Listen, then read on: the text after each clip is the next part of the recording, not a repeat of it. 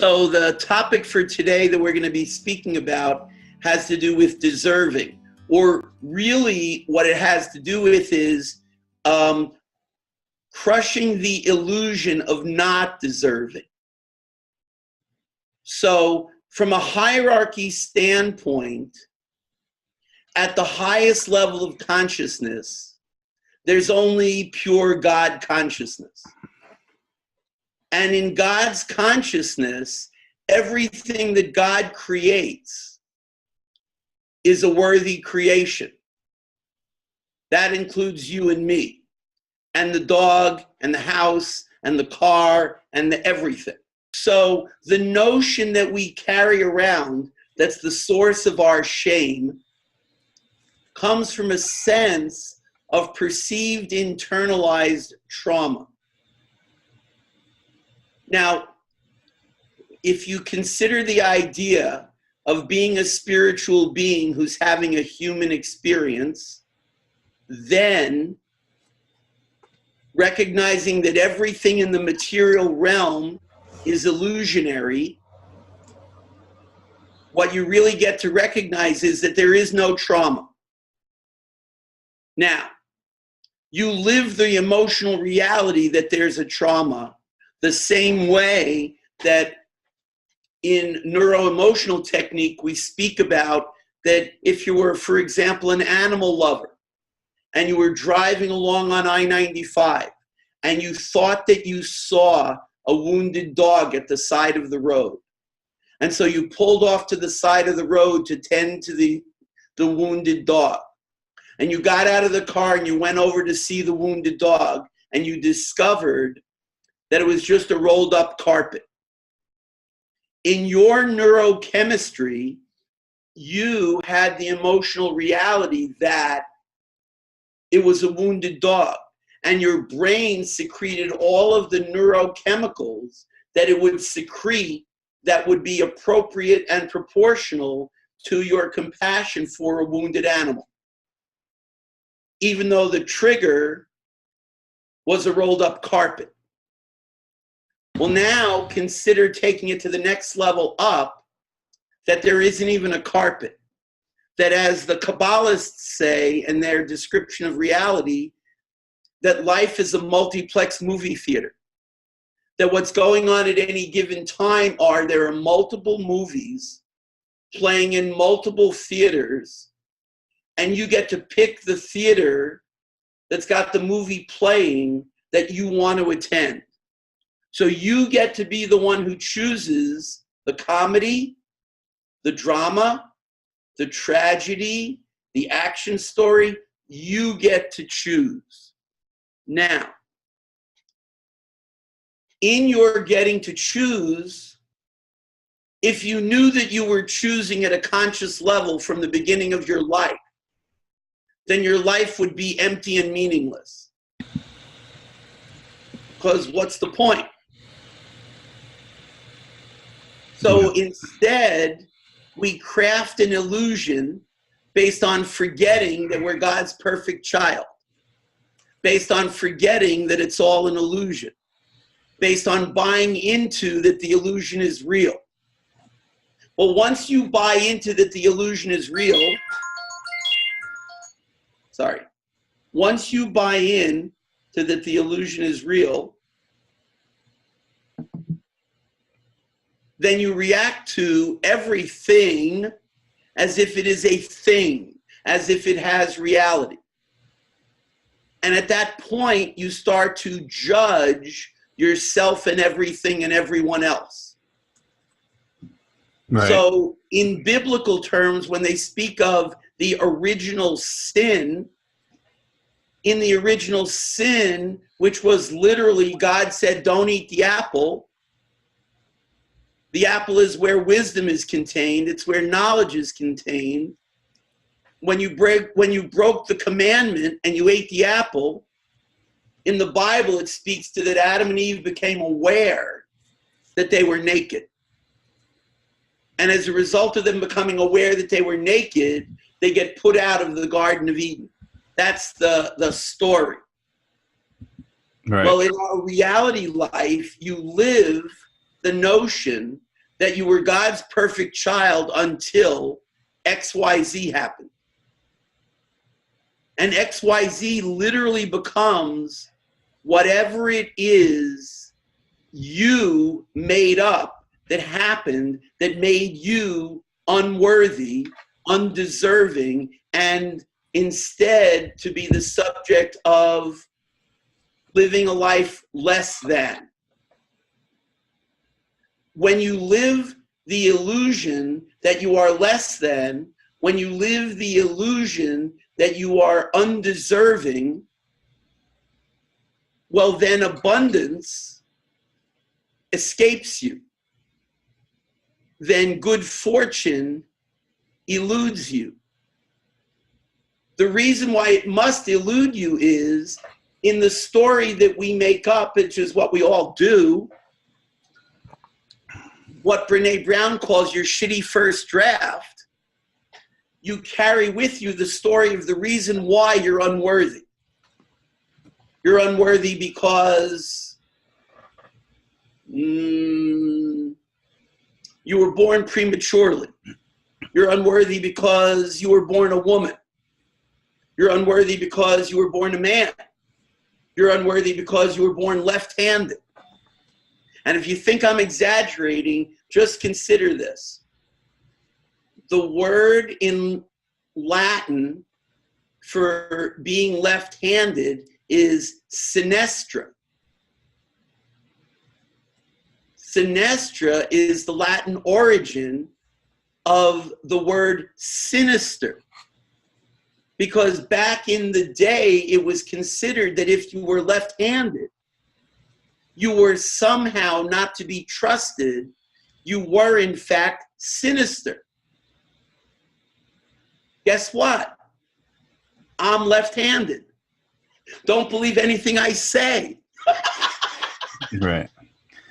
Well, and to bring it back into deserving, how do you put it in an instance of deserving, like, as opposed to being or feeling like, like the other day I heard somebody say something related. Well, I don't want to talk about myself. Actually, it was a friend of ours, and he's did the AA, and he's in the 1 year thing. Mm-hmm. Like, well, I don't want to go up there and be all like just talking about myself and saying all these things and being egotistically, and that I deserve this year. And he felt bad for talking about his journey, and he didn't feel deserving up there to talk about himself, is what I mean. That's the unhealed inner child who still hasn't gotten the point that in God's universe, the God of my understanding is a forgiving God. That in order to be deserving, you truly need do nothing. Historically, the next qualification after the Jewish religion come the invention of Christianity. And what they did in Christianity from a ritualistic and conceptual standpoint, they created a story that said, he died on the cross for your sins. And the purpose behind that story was to liberate you from the notion that you need to do something in order to be restored to worthiness. That all you really needed to do to be worthy was to forgive yourself because God has already forgiven you. And the reason why God has already forgiven you is, once again, to where this conversation started, there's nothing to forgive you for. All there ever is we'll just call it trial, and it's even an oversimplification to call it trial and error, because there's no error. Right. There's experience, and then there's growth experience, and there's experience, and there's growth experience. We call it an experience that we think is a good thing when the outcome aligns with what we think it's supposed to be. And we go, or we say to ourselves, or we'll say to somebody else, yeah, that was good. Or by the same token, something comes up and the outcome of our action becomes not aligned with what we thought it was supposed to be, and we say, well, that's bad. In fact, we don't even just say that's bad. We ultimately wind up saying, I'm bad. Right. And when you say I'm bad, what goes along with that is I'm unworthy. Mm-hmm. And what goes along with I'm unworthy is I'm undeserving. Right.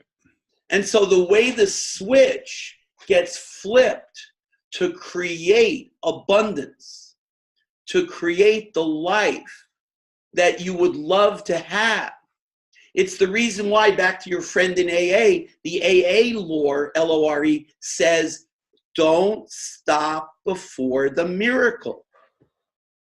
Now, they don't really mean don't stop before the miracle comes, because it's all a miracle.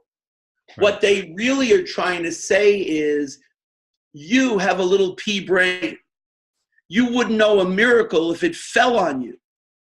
So just keep on going until you get that you're a miracle.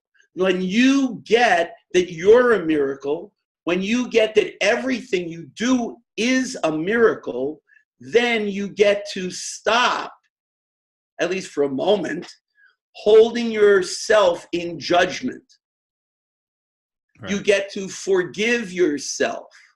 And what it is you ultimately get to forgive yourself for is the story you made up, where you even conceived of the idea that there was something that you had to forgive yourself for.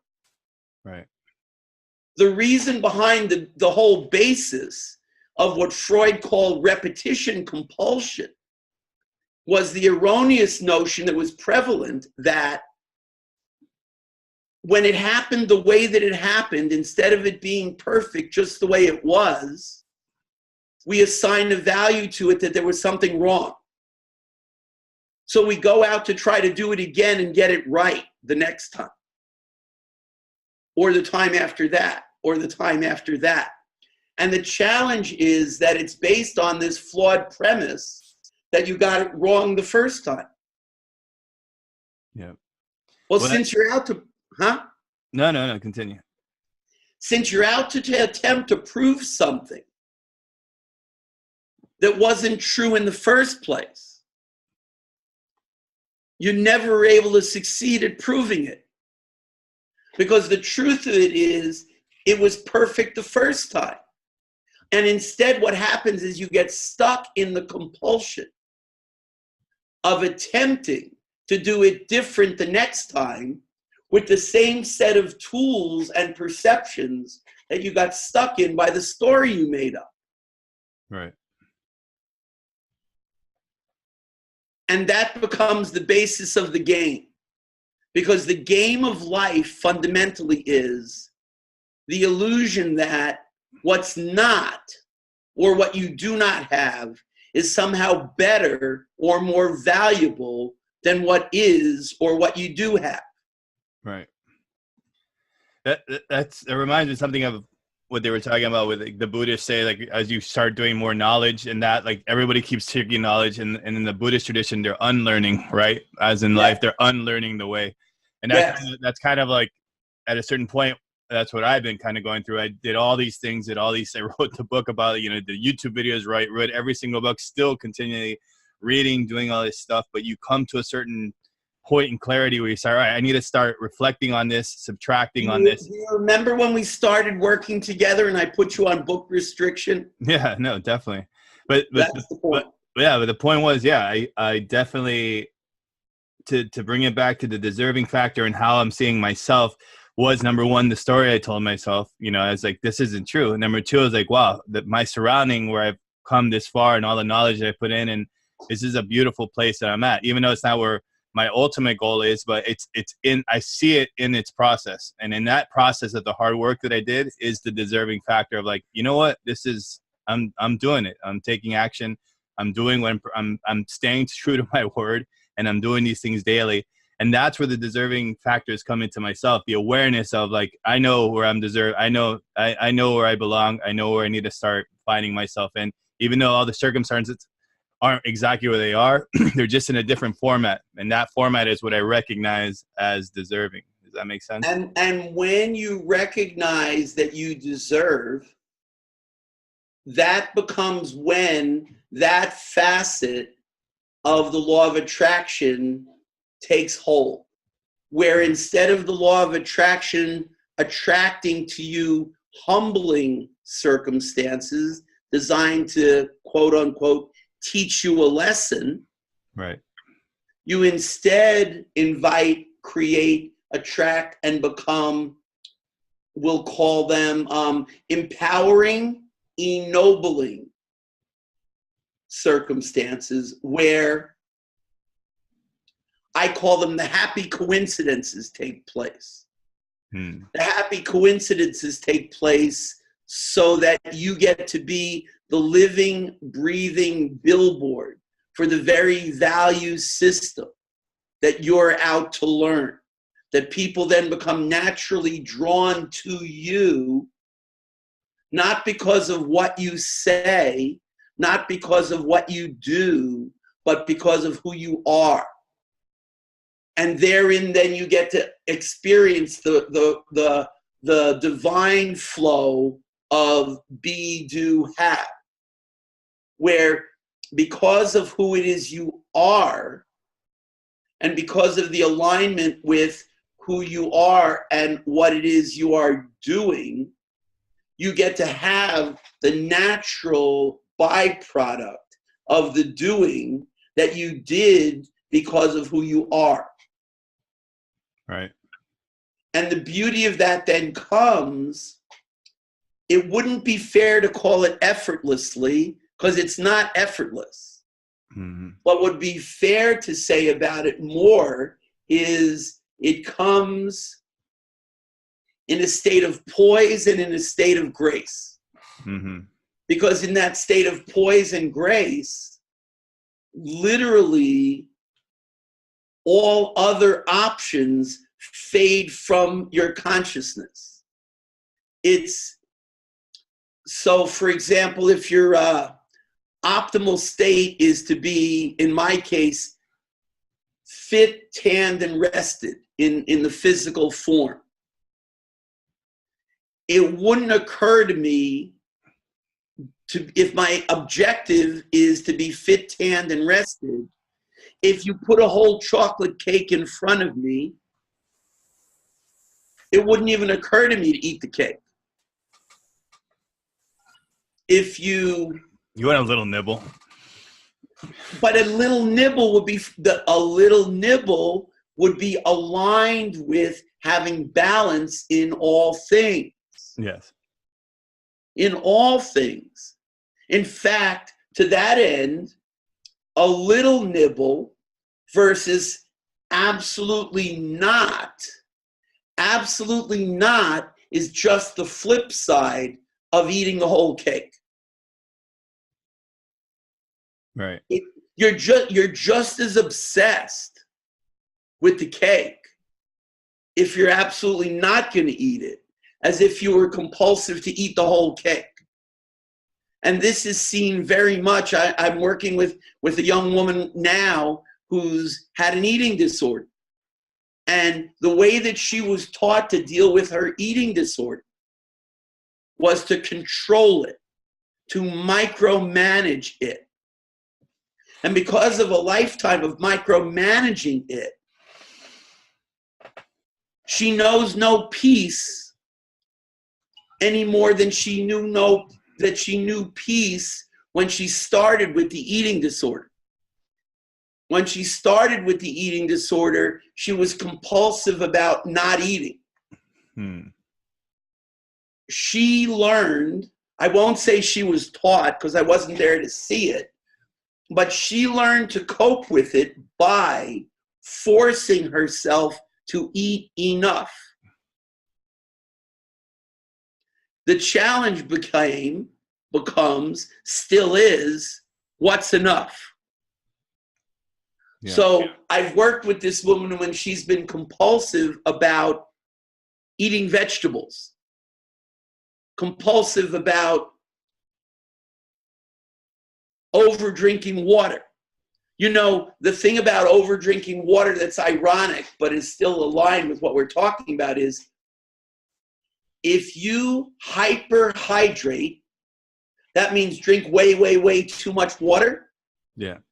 You become dehydrated. And the reason you become dehydrated is you wash out all of the electrolytes. And when you wash out the electrolytes, you drive the very water that you're pouring into your body out of the cells. Makes sense. I have another interesting thing that happened actually over the weekend, and it's almost in the sense, in the deserving factor of an underdog, kind of like a David versus the Goliath. Like the deserving factor is that the underdog should, you know, they want him to win, but yet if the skilled professional Goliath in this case is a good person in this story that we're talking about, but the point is, through their skills and their mastery, they beat you in the first try, and it's kind of known that underdog David kind of goes in and wins, and everyone's happy. So when the deserving is that, you know, that person Goliath is supposed to go down and the underdog wins, and that's the happy story, right? Like every movie in Hollywood. So where I'm going with it, it's a deserving factor. Is this weekend we did it was we ate at some restaurant and it had like a ring toss. I don't know if you've seen those rings. You throw that ring and it hits the hook on a thing. It's a game, whatever. Anyways, I'm pretty good. I used to do it when I was younger, and I'm good at it. I get like two, I nail it. Ashley was going and she started going. She kept missing, and she started getting a crowd around her, and they were all like really happy, like go, go, go, finally. And these women were like, yeah, yeah. No, it didn't hit. It never hit. And then honey, let me try it. And I hit it on the first try. And everyone's just like, I was like, remember I said life is a game in which what's missing is more important than what is. Because if not that, then there's no game. Right. The struggle is the thing. The struggle is the space in which character is built. Character is shown. Right. Once you achieve the goal, and this is another point as far as accomplishment, when you achieve a goal, whatever it is, unless you have the next goal, the elation that you experienced at that moment of achieving that goal is incredibly short-lived, because it really was all about the journey. Really was not about the moment of achieving the goal. Because at the moment you achieve the goal, now you need a new one. Because that one's done. But I deserved an applause. I didn't get one. She would have got it. She would have got the applause. That's where I'm going. I'm just kidding about that, but I was just trying to make an example of the underdog kind of yeah, you're right. Absolutely right with that journey of it. People want that. If you just get it and you're so skillful and you nail it, like you took the whole experience away. I guess that's why we have sports. And there's no excitement in no challenge. Right. That's the same thing. Alan Watts talks a lot about that is if you live too long, past like 150, you start knowing all the secrets, and life's extremely boring. Like to 200 to 300, you know the cycles of life, you know all the things, and it's no longer fun. Because you come again to remember what you knew when you were newly born, that then you forgot, that now you're getting to remember it again. And it's like the magician and the magician's code. Part of the code of the magician is to never reveal the nature of the magic. Yeah. Because if you reveal the nature of the magic, then there's no magic. Because what the real, in the art of being a magician in the material realm, I don't mean real magic, I mean in the material realm magic, is fundamentally about misdirection. It's drawing your attention over here while the actual end point is being created over here. Right. And so the challenge becomes like one of my favorite scenes in The Wizard of Oz, when Toto pulls on the rope and the curtain is drawn and you get to see behind the curtain. The last thing the wizard says that comes out the voice of the wizard is, pay no attention to the man behind the curtain. Because if you pay attention to the man behind the curtain, there's no wizard. Yeah. So just to wind up the whole concept of deserving. So like I showed you that thing, be like Toto, just open everything up. Exactly right. So the way that you get to be deserving is to choose it. The way you get to be deserving is to decide, which means to cut off all other options, to deserve it. Once you make that foundational shift, if you then align everything that you be, do, and have with deserving, you will create it, attract it, and become it, because what you focus on will grow. Yeah. Just be careful with that in the food industry. They want you to just be careful with that in the food industry. That's what they want you to be deserving, that cake, be deserving of that. 100%. So align those be, do, haves. Listen, very well. It's not just the food industry. Madison Avenue is based on propagating the illusion that if you drive the right car, wear the right clothes, the right sunglasses, the right cologne, the right shoes, the right dress, you're standing with and have the right partner, all this external stuff becomes the way that you get to demonstrate that you deserve. Now, who are you demonstrating it to ultimately is you. And because it's based in commerce, the higher the ticket of the product, service, or idea that you can purchase, the more deserving you could think that you are. Or you could be free to choose. When you're free to choose, you get to choose whatever level of goods, services, product, idea, whatever, that's aligned with your true self, not the ego self. So the 60-year-old guy who buys the red Ferrari because it's how it's gonna make him feel. He buys the red Ferrari, and the moment after he gets in it and starts to drive it, he starts having buyer's remorse. And you can demonstrate that it's buyer's remorse because until the Ferrari meets the level of age where it becomes a collectible classic, the first thing that happens to the Ferrari is the value of it depreciates like a stone. Because what you're left with is, this is it. It's 4 wheels and a steering wheel and an engine and a radio. I mean, this is just a car. It's just a car. Until you discover that it's a chick magnet, which becomes a whole other thing. And so you get to choose at any given moment if you're going to have your stuff or your stuff is going to have you. I like that. Well, we'll end it there. Any other questions and stuff like that, you can find you to get on a 30-minute call at yourgoodestlife.com. You can also learn more information on www.goodmanfactor.com. Did I say too many W's there? www.goodmanfactor.com.